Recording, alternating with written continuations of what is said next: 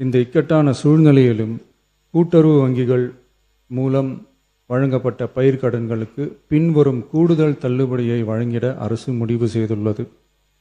75,000 ரூபாய் வரை பெற்றுள்ள பயிர்க்கடன்கள் 100% முழுமையாகவும், 75,000 ரூபாய் முதல் 1,00,000 ரூபாய் வரை பெற்றுள்ள பயிர்க்கடன்களுக்கு அதிகபட்சமாக 75,000 ரூபாய் வரையும், 1,00,000 ரூபாய்க்கு மேல் பெற்றுள்ள பயிர்க்கடன்களுக்கு அதிகபட்சமாக 35,000 ரூபாய் வரையும் தள்ளுபடி வழங்கப்படும்.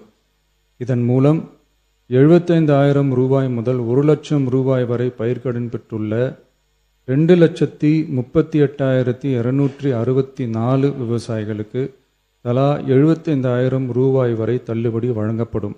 இதனால் ஏற்கனவே பெற்ற தள்ளுபடி தொகைக்கு மேலாக 40,000 ரூபாய் வரை கூடுதல் தள்ளுபடி பெறும் வாய்ப்பு ஏற்படும்.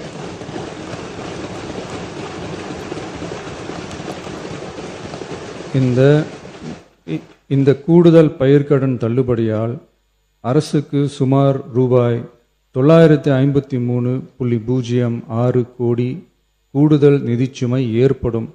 இருந்தாலும் தமிழக விவசாயிகளின் நலனில்தான் நமது நலன் உள்ளது என்று கருதி சுமார்